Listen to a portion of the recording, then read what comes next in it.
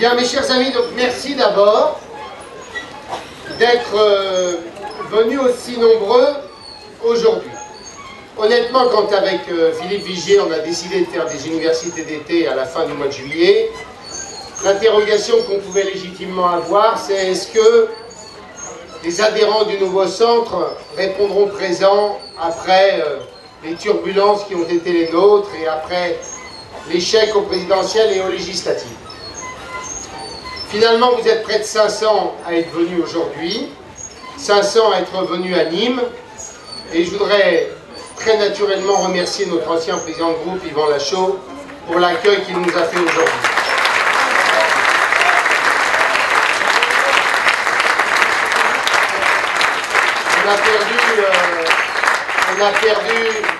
J'ai perdu un ami au Parlement, on a perdu aussi un président de groupe, on en a récupéré un autre.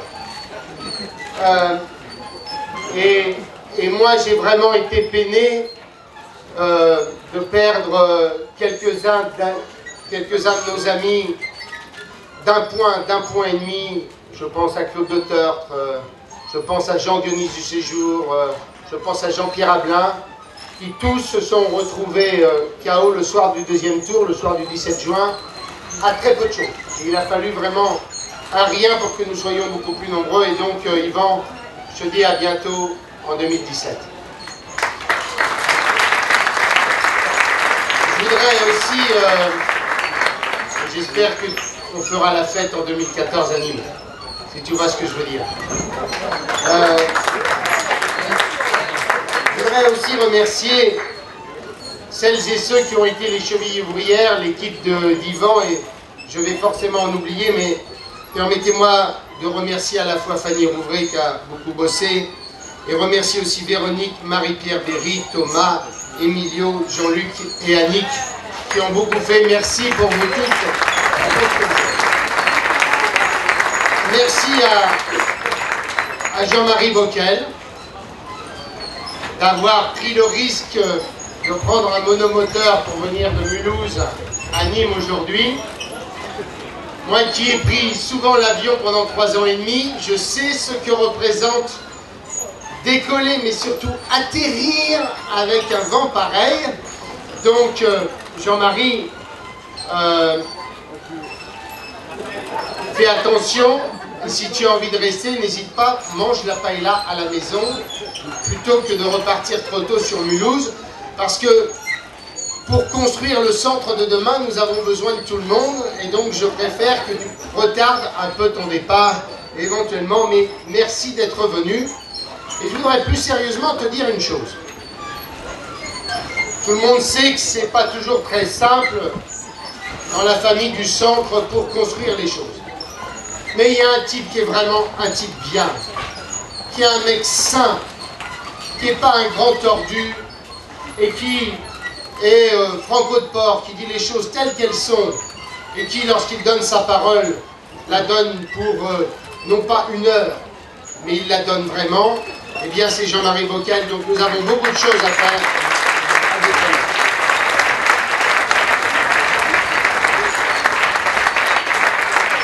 C'est vrai, Jean-Marie, c'est vrai. Alors, mes chers amis, c'est ici, comme le disait Yvan, qu'en 2008, à Nîmes, que l'aventure du nouveau centre a commencé. Le premier congrès. Je suis, comme vous, attaché à ces souvenirs, à ces moments fondateurs. Je me souviens de mon arrivée à Nîmes, le vendredi soir, avec mes officiers de sécurité qui avaient été voir la salle. Et je leur dis, il y a beaucoup de monde. Et les mecs me disent, monsieur le ministre, il y a 3 personnes dans la salle. J'étais dans un état de stress absolu, et le lendemain, la salle du hall des congrès, du hall expo, était complètement pleine, et c'était assez magique de retrouver tous les anciens copains qui avaient fait le déplacement pour la fondation de notre parti politique. Mais je vous le dis tout net, mes chers amis, pas question d'être ici en pèlerinage. Nous ne sommes ni à Solutré, ni à Colombey.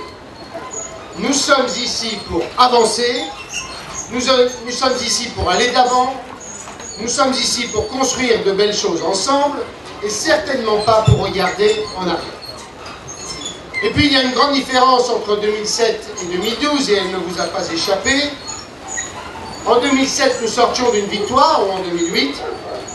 Aujourd'hui, en 2012, nous sortons d'une défaite, défaite de notre candidat, défaite de notre majorité, défaite de nos idées, et disons-le aussi, défaite des centristes qui n'ont pas été capables de se construire et de peser durant la campagne électorale. Il faut avoir le courage de regarder les choses en face, avec nos divisions internes, avec le voyage en solitaire de François Bayrou. Le centre, au sens large, sort affaibli de ces élections. Le centre, c'est un peu, aujourd'hui, Philippe le disait ce matin, comme la Voie lactée.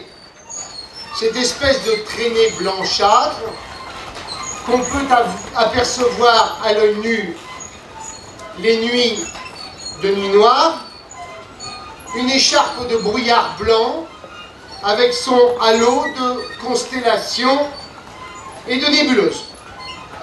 Le Parti radical, la gauche moderne, une micro-étoile qui vient de s'éteindre, la Convention démocrate, aussitôt remplacée par une autre force européenne démocrate, et dans cette même voie lactée, l'Alliance centriste, le MoDem, Alternative libérale, et enfin, le Nouveau Centre. Cela fait 7 structures au total pour les 7 jours de la semaine. C'est vrai, ce n'est pas la première fois que la famille centriste vit ce type de situation. La division est quelque chose de génétique chez nous, de consubstantiel presque, et en particulier en période d'élection présidentielle. Cela dit, celle de 2012 sera vraiment à marquer d'une pierre blanche. Moi, et je fais simple encore, j'ai compté 5 stratégies différentes. Alors, c'est récent, mais je voudrais simplement vous les rappeler. 1. Les centristes de l'UMP qui ont fait le choix de Sarkozy au premier et au second tour. 2. Les modèles de Bayrou, avec chez eux les pro-Sarkozy et les pro-Hollande, au premier et au second tour. Mais ne compliquons pas, je ne compte que pour 1. 3. Les nouveaux centres qui ont appelé à voter Bayrou au premier tour, puis Sarkozy au second tour. 4. Les nouveaux centres qui ont d'abord opté pour Borloo, puis pour Sarkozy, et qui se sont opposés d'emblée à ma candidature. Et enfin, 5, j'allais dire c'est essentiellement vous, ceux qui avaient soutenu au départ ma candidature, puis qui vous êtes ralliés comme moi à Nicolas Sarkozy quand je n'ai pas réuni les 500 signatures. 5 stratégies. 5 stratégies. Et au final, toute la famille centriste qui sort essorée de cet épisode présidentiel, éparpillée par petits bouts comme un puzzle, aurait dit au diable. Alors je sais, certains ont dit que cette campagne n'était pas faite pour les centristes. Trop extrême, trop violente, trop manichéenne. Eh bien moi je ne le pense toujours pas. Entre l'État-providence de François Hollande et l'homme providentiel de Nicolas Sarkozy, entre le populisme de Jean-Luc Mélenchon et celui de Marine Le Pen, je persiste à dire que le centre-droit avait et pouvait avoir toute sa place dans ce débat.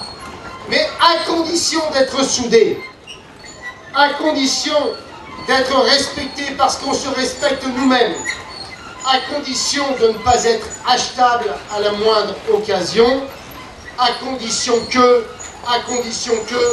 oui, ça faisait peut-être finalement trop de conditions. Alors chacun, au sein de la famille centriste, aura sa part de vérité sur ce qui s'est passé ces derniers mois. D'ailleurs, si on veut reconstruire notre famille, et je ne doute pas que ce soit un choix partagé par vous tous, nous ne pourrons pas éluder certaines clarifications.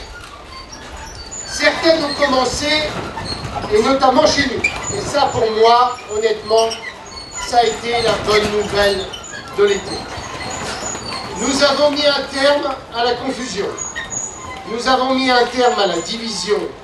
Une division qui allait jusqu'à la haine organisée, comme ce qui s'est produit au pavillon Baltard en février dernier. Contrairement à ce que certains racontent ici ou là, ces départs nous ont renforcés. Nous avons retrouvé notre unité, notre vérité, notre densité et surtout pour moi, et c'est probablement ça le plus important, nous avons retrouvé notre bonheur d'être ensemble. On le disait tout à l'heure avec Yvan,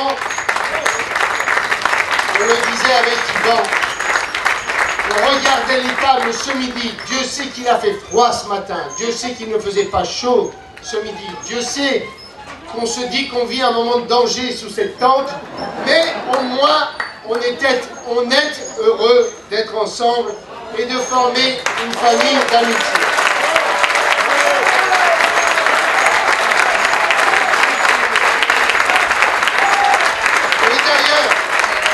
Et d'ailleurs,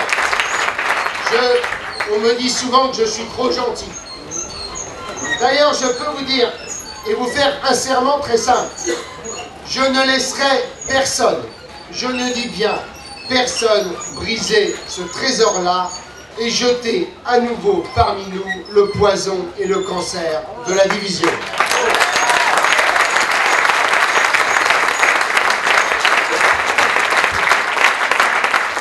Oui, du coup, nous sommes un tout petit peu moins nombreux. Et encore, près de 500 réunis aujourd'hui. Mais en vérité, nous sommes plus forts. Et si vous voulez bien examiner l'état des forces, comme le disaient d'ailleurs Yvan et Jean-Marie tout à l'heure, rien ne pourra se faire sans nous, mais ce n'est pas pour autant une raison pour rester sans rien faire. Au contraire, Philippe Vigier nous a fait une proposition que nous allons mettre en œuvre. Il a pris l'initiative de la tournée dans les fédérations les 12, 13 et 14 septembre prochains. Nous irons dans toutes les fédérations.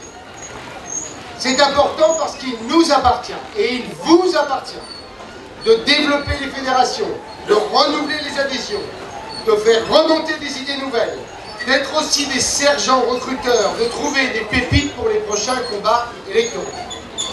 Pour ma part, mes chers amis, j'ai aussi décidé de reprendre mon bâton de pèlerin et je repartirai à votre rencontre et à celle de nos concitoyens en effectuant à partir du mois d'octobre 1 ou 2 déplacements par semaine.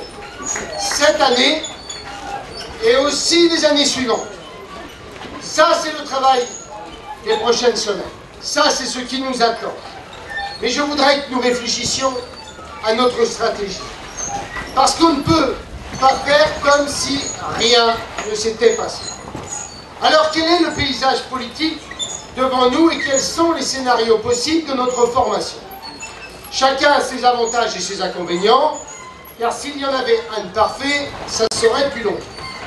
Et je veux faire cette analyse sans aucun fond semblant, et je vais vous dire ma vérité, même si parfois elle est un peu difficile à entendre.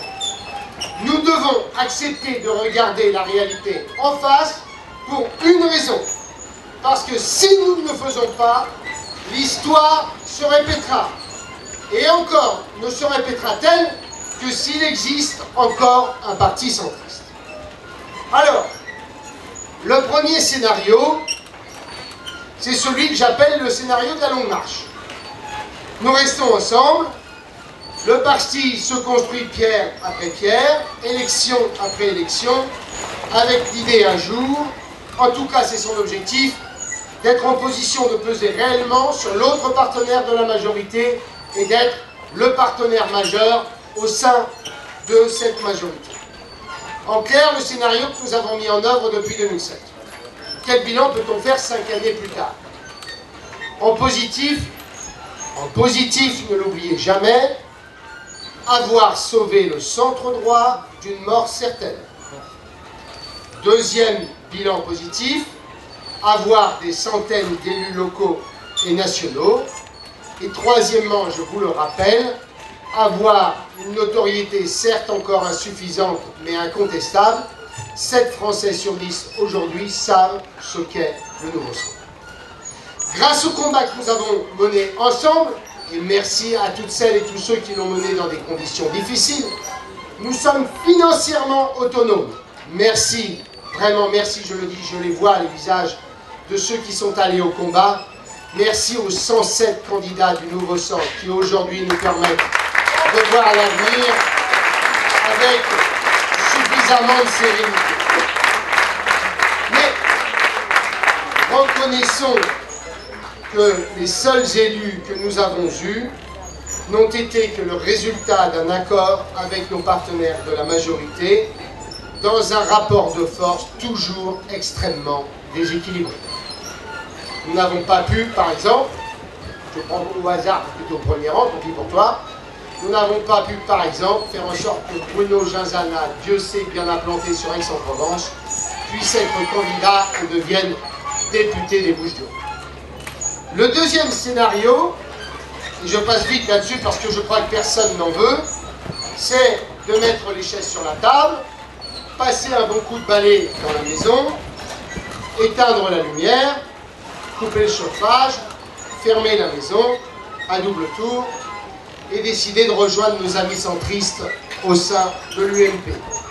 Ça, personne n'en veut et moi, je n'en veux pas non plus. Le troisième scénario, quel est-il? C'est la Fédération des centres qu'évoquait Jean-Marie Bockel tout à l'heure. Il n'est pas simple ce scénario, on le sait parce que on se connaît tellement qu'on n'oublie pas ce qu'on a vécu ensemble. Mais pourtant, il me semble absolument indispensable. D'emblée, je dis qu'il ne s'agira pas d'une fusion ou d'une absorption du nouveau centre. Qui peut croire un seul instant, en effet, que le Parti radical centenaire, avec ses loges, acceptera de signer sa disparition? Qui peut croire que nous accepterions, nous, de ne pas pouvoir maîtriser notre destin dans les prochaines années? Nous-mêmes ne souhaitons pas voir disparaître notre famille politique, comme d'ailleurs les autres, et liquider en quelque sorte 5 années de travail et de construction. Donc une fusion, non, mais une organisation fédérale la plus intégrée possible et qui préserve l'existence du nouveau centre, je vous le dis, mes chers amis, il nous la faut. En quelque sorte, c'est l'UDF, avec des partis associés et des adhérents directs, mais en recherchant le plus d'intégration possible.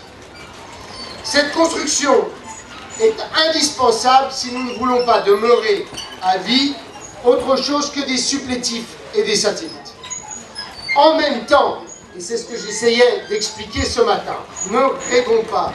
Cette seule organisation ne suffira pas si dans le même temps nous n'engageons pas un énorme travail, Jean-Marie Cavada, comme tu le disais, pour renouveler notre pensée. En clair, pour être les modernes face aux anciens, comme l'UDF de Giscard avait su l'être en son temps. Bien sûr, nous avons toujours des différences. La volonté d'une Europe fédérale, la croyance dans les corps intermédiaires comme facteur de modernisation, le respect de la singularité de l'être humain, l'attachement des territoires plus autonomes. Mais ça ne suffit pas. Ça ne suffit pas parce que nombre de nos idées ont depuis longtemps cheminé au sein de l'UMP. Et d'ailleurs, je vais vous raconter une petite anecdote que vous avez peut-être déjà entendue, pardon pour ceux qui l'ont entendue. J'étais en charge du projet auprès de François Léotard quand François Léotard était président de l'UDF. Nous présentons 8 jours avant la décision de dissolution de Jacques Chirac notre pré-projet parlementaire puisque les élections législatives avaient lieu en 1998. Et donc, dissolution annoncée, François Léotard me convoque dans son bureau et me dit « Hervé, on a fait notre pré-projet, vous allez discuter avec Jean-François Copé, eh bien, je vous demande une seule chose, vous ne cédez sur rien, parce que les journalistes compareront notre pré-projet avec le projet de la majorité parlementaire. Je me bats comme un chien. Nous obtenons à peu près ce que nous voulons. Les derniers arbitrages sont rendus par Juppé et Léotard. Et nous arrivons le mardi matin dans cette salle réservée et louée pour l'occasion pour présenter notre projet. Je sors de là très sincèrement heureux et fier en me disant je mériterais la Légion d'honneur de l'UDF. Et le lendemain matin, en page 2 ou 3 de Libération, Alain Duhamel fait une chronique ou une tribune dont le titre est « L'UDF est morte ». Et là, je suis assommé et je lis le papier de Duhamel et qui dit tout simplement « Le projet de la majorité parlementaire est peu ou prou le projet de l'UDF. En clair, plus rien ne la distingue du parti gaulliste, donc désormais elle est inutile. » Eh bien, mes chers amis, c'est le risque que nous courons si nous ne renouvelons pas nos idées, parce que sur bien des sujets, l'UMP a repris ce que nous défendons. Je prends tout simplement 2 exemples récents. Dieu sait que Nicolas Sarkozy s'y était opposé en son temps, la règle d'or et la TVA sociale. Et bien maintenant, les premiers défenseurs de ces 2 sujets sont au sein de l'UMP. Et d'ailleurs, ce fut difficile pendant la campagne présidentielle ou la pré-campagne présidentielle. Avoir des marqueurs idéologiques et un corpus de valeurs assez puissant qui nous identifie sans problème dans l'opinion et qui constitue ainsi un véritable ciment pour tous les adhérents et les cadres du parti. Au temps du l'UDF, mes chers amis, quelles que soient les rivalités et les ambitions personnelles des Léotard, des Bayrou, des Giscard, des Madelin, ils savaient se retrouver d'une seule voix quand il s'agissait de construction européenne et qu'il fallait ferrailler face aux Pasqua et aux Seguin. Eh bien, je vous le dis, si nous ne créons pas ces marqueurs-là et ce corps de pensée commun, nous pourrons construire toutes les structures que nous voulons, elles ne tiendront pas à l'usage du temps. Et donc, nous avons besoin de reconstruire un vrai projet politique. Nous avons besoin de faire en sorte que notre fédération de partis repose sur un socle de valeurs. Parce que, mes chers amis, les forces que nous rassemblons, ou que nous rassemblerons dans quelques semaines, s'il n'y a pas ce corps de valeurs, elles ne seront alors que conjuration, que conspiration et que trahison. Les forces seront présentes, mais ce seront d'abord des forces de désagrégation, surtout à l'approche de l'élection présidentielle. Et je n'ai pas besoin de vous décrire ces forces de la désunion qui régneraient à nouveau. Vous les connaissez. Je n'ai pas besoin d'y mettre les mots. Vous les avez déjà entendus. Et je n'ai pas non plus besoin d'y mettre des visages. Vous les devinez vous-même. Alors, mes chers amis, engageons-nous à fond au sein de la fédération pour qu'elle soit la plus solide possible, mais préservons ce que nous avons de plus cher, c'est-à-dire le nouveau centre, et que nous soyons nous-mêmes les porteurs d'un projet politique résolument novateur et résolument moderne. Je vous ai présenté 3 scénarios. Je vous ai dit ma préférence pour le 3e. Cela dit, mon sentiment, c'est qu'à ce 3e scénario, il y en a un 4e qui, pour moi, est complémentaire du 3e et permettra de construire quelque chose dont on peut penser que cela peut tenir durablement. Il y a 2 phénomènes majeurs, 2 mutations de la Ve République. J'en ai parlé ce matin. Et ces 2 mutations de la Ve République, je vous y invite à y être attentif parce qu'elles conditionnent beaucoup la construction de notre famille politique. D'abord le quinquennat, avec la concomitance des élections législatives et présidentielles. cette mutation constitutionnelle, on ne l'a pas, à mon sens, assez intégrée dans notre logiciel. Elle renforce. Or, ce quinquennat et cette concomitance de l'élection présidentielle et de l'élection législative renforce considérablement le fait présidentiel et le fait majoritaire. On croyait que la mutation qui a consisté en l'élection du président de la République au suffrage universel direct construisait ce nouveau fait majoritaire et que cette construction-là prévalait sur tout le reste. Eh bien, en vérité, si vous examinez les 3 dernières élections présidentielles, vous constatez que cette mutation-là est une mutation qui a beaucoup transformé la vie politique française. Parce qu'elle a engendré une mécanique que vous avez retrouvée à ces 3 élections. Un fait présidentiel tellement fort qu'il écrase totalement les élections législatives. L'élection législative n'a plus aucune autonomie. Il n'y a plus aucun débat. Il n'y a plus aucune confrontation d'idées. Il n'y a plus aucune expression du pluralisme. En clair, il faut donner une majorité au chef de l'État ou s'opposer au chef de l'État. L'élection législative, ça n'est plus que cela.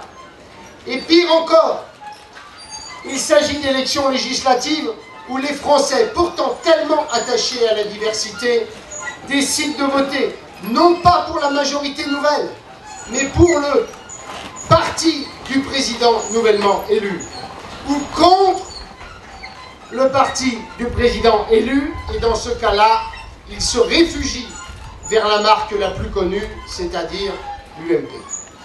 Regardez ce qui s'est passé en 2012, au soir du premier tour de l'élection présidentielle.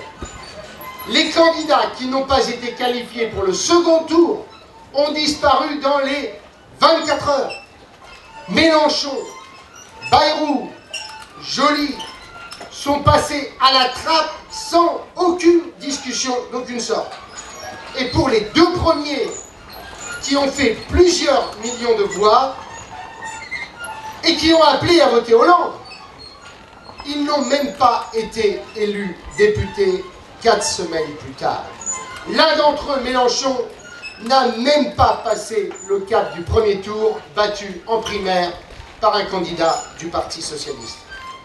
Eh bien, mes chers amis, pour le Front de gauche, pour les Verts, pour le MoDem, mais pour nous-mêmes aussi, nous avons été tous incapables de gagner une primaire, soit pour eux face au Parti socialiste, soit pour nous face à l'UMP. Fait présidentiel, bipolarisation extrême, voilà une tendance extrêmement lourde qui doit déterminer notre construction politique. Et il y a dès lors un redoutable défi pour nous, c'est comment faire vivre et entendre une famille politique qui représente 8 à 15% des voix, quand des forces immenses, structurelles, sont en route pour aller vers le bipartisme. Vous voyez, il y a 2 choses qui m'ont beaucoup frappé durant cette élection présidentielle. La première, je le disais ce matin, c'est qu'on a eu toute une série de candidats qui étaient brillants, motivés, implantés localement, et qui ont toujours été largement battus durant ces primaires. Et puis il y a une deuxième chose, je le dis à Nîmes volontairement, qui a été d'ailleurs pour moi la seule et vraie peine de ces mois qui n'ont pas toujours été faciles. C'est le choix qu'a fait Damien Abad, et qui a tiré les conséquences, ne le sifflez pas, et qui a tiré les conséquences de l'impossibilité d'avoir une investiture nouveau centre UMP. Damien n'était pas construit et n'est pas construit pour être un traître ou pour être un ingrat. Il a été un formidable président des jeunes. Et je suis sûr qu'il croyait en notre famille politique. Mais Damien a de l'ambition et c'est naturel pour un homme qui a du talent. Et s'il y en a un qui ne devait pas nous abandonner, mais c'est bien lui. Il me devait tout. Il nous devait tout. J'ai arraché sa position éligible à la sortie d'un conseil des ministres. c'est pas fréquent qu'un ministre, à la sortie du Conseil, va chercher le président de la République pour lui dire « Nicolas, je te demande de mettre Damien Abad en 3e position sur la liste Rhône-Alpes-PACA ».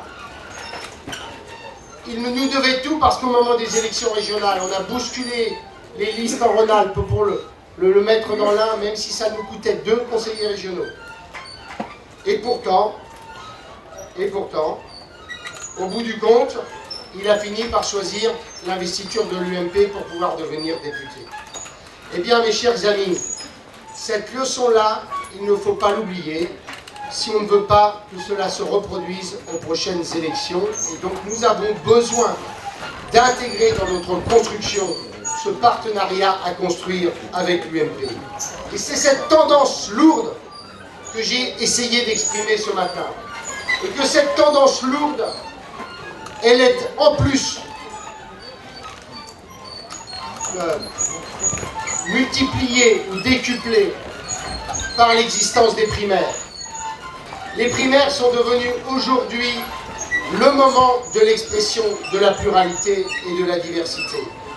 Les Français, en quelque sorte, ont fait des primaires à l'élection présidentielle un moment de choix dans la pluralité de l'offre. Ils en ont fait en quelque sorte le premier tour de l'élection présidentielle. Alors oui, je vous dis que tout en construisant la fédération des centres et en y participant pleinement, il faut que nous construisions une nouvelle organisation, que nous définissions une co-animation, une nouvelle relation avec l'UMP. Voilà ce que je crois nécessaire pour notre famille politique.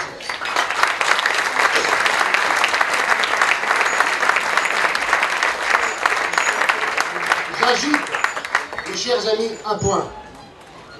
C'est que ces tendances lourdes que j'ai décrites devant vous vont être renforcées par la suppression du cumul des mandats. Parce que la suppression du cumul des mandats fait que l'équation personnelle et l'implication et l'implantation locale vont totalement disparaître. Et que la force politique nationale et les grands mouvements que je viens de décrire vont encore se renforcer parce que celui qui sera déterminé se revendiquera, qui sera désigné, se revendiquera d'abord et avant tout d'une étiquette et d'un parti politique national. Et donc nous devons, dans la construction de la Fédération des centres, intégrer toutes ces données-là pour que nous ne vivions pas à nouveau des désillusions dans les années futures. Alors mes chers amis, quelle que soit l'option que nous retiendrons, dans l'immédiat, ce dont je suis sûr, c'est que nous sommes résolument dans l'opposition. Et que notre opposition, elle n'est ni constructive, ni d'ailleurs destructive, mais qu'elle est tout simplement résolue. Jean-Marie a fait un panorama des renoncements en 4 mois qui est absolument ahurissant. Nous étions d'emblée dans cette opposition. Mais je vais vous faire une confidence. Après la désillusion de notre échec à la présidentielle et aux législatives, j'avais un espoir secret que je gardais pour moi. Je me disais peut-être que François Hollande et sa majorité vont réussir à entreprendre un certain nombre de réformes structurelles que la droite et le centre ont les pires difficultés à effectuer. Je pense à l'école, je pense au droit du travail, je pense à la réforme du système public, je pense aux banlieues. Et je me disais en quelque sorte, François Hollande peut-être pourrait être notre Schröder. Eh bien, je suis triste de vous dire ça. Je suis triste de le dire pour mon pays. Je suis triste de le dire parce que tout va mal. Mais je peux vous le dire d'ores et déjà, le Parti Socialiste et François Hollande vont échouer et c'est terrible pour la France. Les emplois d'avenir annoncés cette semaine en sont probablement l'exemple le plus frappant. Des emplois du passé pour des déficits de demain. Un deuxième exemple, tout récent, encore de cette semaine. Même si je sais à quel point le prix du carburant pèse pour les salariés les plus modestes, plus encore en campagne. Mais baisser de quelques centimes d'euros à la pompe le prix de l'essence pour provoquer l'accroissement des déficits de plusieurs centaines de millions d'euros, eh bien mes chers amis, c'est une honte. C'est indécent que de faire payer à nos petits-enfants notre plein d'essence, alors que le gouvernement devrait au contraire consacrer ces quelques marges de manœuvre à la transition énergétique et nous sortir de la dépendance du pétrole. C'est indécent faire payer à nos mômes la baisse de 3 centimes du prix de l'essence. Franchement, si on veut bien y réfléchir 2 secondes, c'est aussi honteux que de continuer chaque année à faire payer nos feuilles de sécurité sociale à nos petits-enfants ou à nos arrière-petits-enfants. Et ce qui me frappe dans tout cela, c'est l'espèce de léthargie qui s'est emparée de François Hollande et de son gouvernement. Comme si tout le gouvernement était plongé en estivation prolongée. Non seulement ils n'ont pas supprimé les 35 heures, mais en plus ils ont décidé de se les appliquer. En clair, on est passé de la présidence bling bling à la présidence tsetse. On convoque des réunions sur l'emploi, on organise des assises sur l'éducation, mais concrètement on ne fait rien. Rien sur l'école, rien sur la sécurité, rien sur la production française. Pas une idée, pas une réforme, pas un projet. Quand on pense que Jean-Marc Ayrault vient devant la télévision lundi dernier pour nous dire « J'ai demandé à nos ministres de me faire des propositions ». Ça fait 5 ans qu'ils sont dans l'opposition et qu'ils construisent leurs projets. Tout devrait être prêt pour engager immédiatement les réformes. Oui, 10 ans. Eh bien, il y a eu Ségolène d'abord. Alors allez. Estimons qu'ils ont tout repris à zéro. Mais ils ont eu 5 ans pour porter, pour peaufiner un projet politique. Tous les sondages depuis 2 ans leur annoncent qu'ils vont gagner. Et pourtant, 100 jours après le début du quinquennat, il n'y a pas eu le début du commencement d'une réforme structurelle sur un sujet ahurissant. Eh bien, mes chers amis,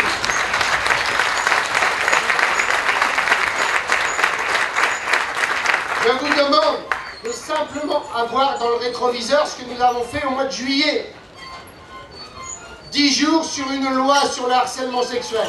C'est certainement important. 15 jours pour augmenter les impôts.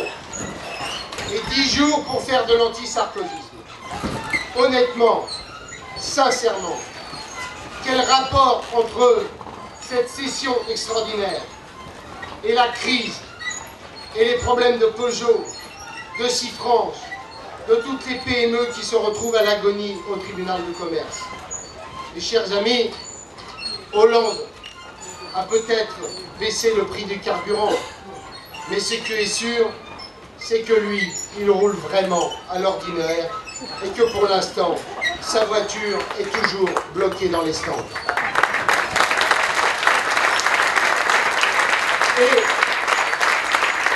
Et mes chers amis, ce qui s'est passé, la réaction du gouvernement sur les assassinats à Marseille est absolument incroyable. Jean-Marie et moi, nous avons été au gouvernement. Il se passait la moindre chose. Dans les 6 heures, il y avait une réunion autour du chef de l'État. Là, on a un crime à Marseille. Le Premier ministre, le lendemain, s'exprime. On est le 30 août. Et il annonce un comité interministériel pour le 6 septembre. J'ai envie de lui dire, mais pourquoi pas le faire à Noël ou à Pâques? Et donc, mes chers amis, honnêtement, je n'ai jamais vu, depuis 1981, à chaque alternance, une majorité aussi inerte. L'alternance, c'est le moment où pendant 100 jours, 150 jours, on porte des projets de loi, on tente des transformations, on essaie de faire bouger les lignes. Eh bien, en 100 jours, on a fait bouger les lignes sur rien. Et je ne suis pas le seul à le dire. Lisez simplement ce que dit la presse étrangère et notamment la presse allemande. Je vous invite à lire Courrier International, qui n'est pas franchement un journal de droite. Eh bien, toute la presse européenne dénonce l'immobilisme français. Comme dit le Spiegel, on va faire la guerre en Libye, mais on n'ose pas faire la guerre à nos dépenses sociales. Eh bien oui, la presse allemande a raison. Nous n'avons pas un gouvernement de combat, mais nous avons un gouvernement de résignation. Et le discours, mes chers amis, de Chalon-sur-Marne d'hier en était malheureusement une éloquente démonstration. J'ai eu l'occasion de le dire à François Hollande. Sur l'Europe, la timidité du président est absolument sidérante.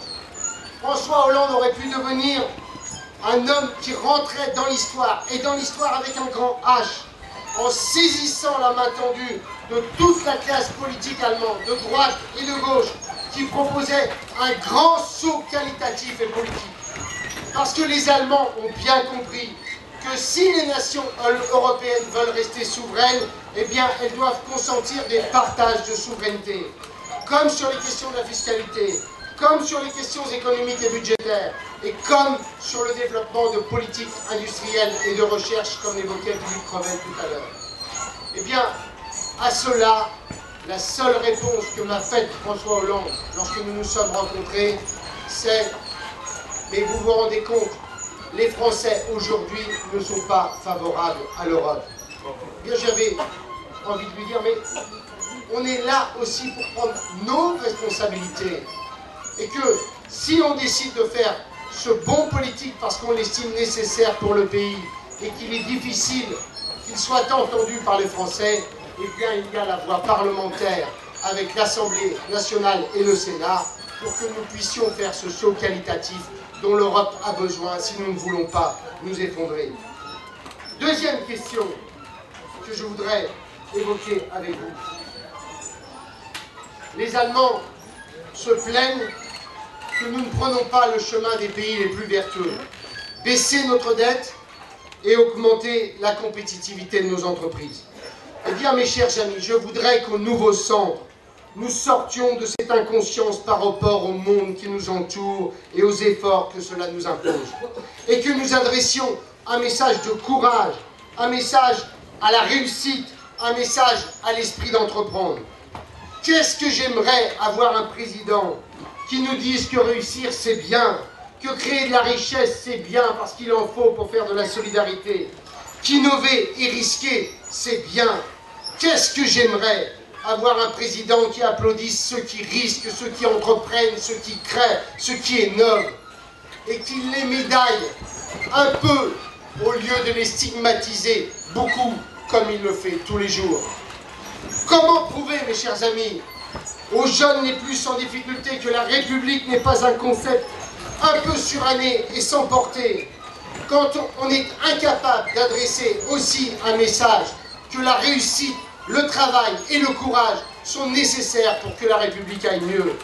Moi, j'ai envie de pouvoir m'adresser aux plus défavorisés d'entre eux pour leur dire qu'il y a une chance dans la République française.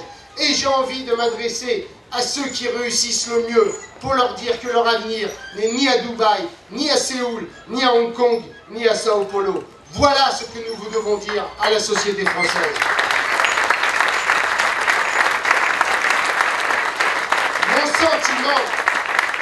Mon sentiment, c'est que derrière la question du désendettement et de la compétitivité, il y a fondamentalement la question de la liberté et la question de la responsabilité.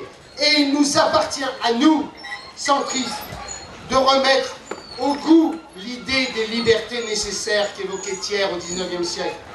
Nous n'avons plus à lutter, comme à son époque, pour la liberté de la presse, pour la responsabilité des ministres devant le corps législatif, mais nous avons à lutter contre un État qui dévore peu à peu toutes nos plages de liberté, et notamment celle de la liberté d'entreprendre.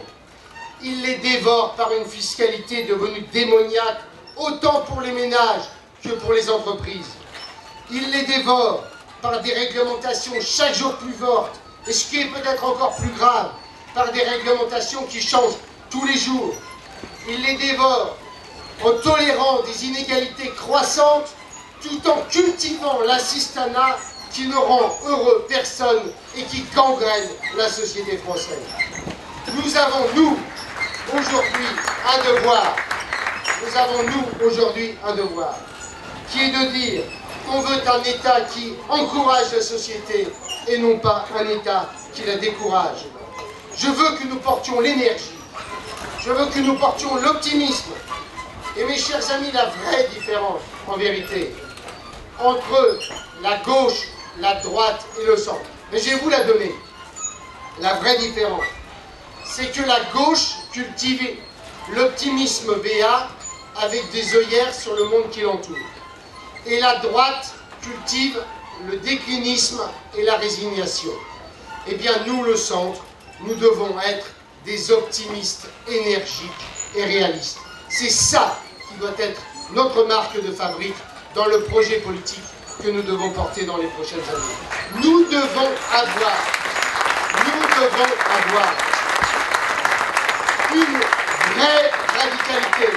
une vraie radicalité. Dire des choses nettes, claires, simples, cher Yvan, parfois brutales, que ce soit sur des sujets, même si j'aime pas mélanger les deux, sur l'insécurité et sur l'immigration, et le dire avec l'humanisme qui est le nôtre. Dire aussi que la rigidité du droit du travail est un frein à l'emploi, que bouger les seuils, simplifier les procédures de licenciement pour favoriser l'embauche, être plus vigilant sur les chômeurs professionnels, eh bien tout ça, nous devons le dire. Je veux dire, ma fille fait un travail d'été. Elle bosse dans une brasserie comme commis. Et elle m'appelle il y a 10 jours en me disant « Papa, je suis plus célèbre que toi parce que je fais la une de Ouest France. » Une demi-page avec sa photo. Oh, elle est très jolie. Et le sous-titre du papier, c'était « Clémentine a le sourire, mais ce n'est pas le cas de la plupart des salariés saisonniers. » Et en page 3 d'Ouest France, une demi-page entière consacrée à la précarisation des emplois saisonniers. Honnêtement, si vous êtes emploi saisonnier, c'est que par nature vous êtes un emploi précaire puisque ça correspond à un surcroît d'activité lié en l'occurrence au tourisme sur la côte normande. Et on est tellement gangréné par des idées qu'on n'ose même plus dire des choses simples comme celle que je viens d'évoquer tout à l'heure. Alors mes chers amis, je repartirai à la rencontre des Français dès le début du mois d'octobre. Le système est à bout de souffle, le pays s'enfonce, les Français n'en peuvent plus. Tout part en limonade. Eh bien je vous dis que nous devons être ceux qui devons sonner l'heure de la révolte, l'heure de la refondation, en bousculant les conformismes et en bousculant les résignations. Nous devons être non seulement une opposition crédible, mais déjà une relève, une famille à nouveau soudée, une famille à nouveau imaginative, une famille à nouveau conquérante. C'est l'objectif qui est le nôtre et c'est aussi mon objectif. Je vous remercie.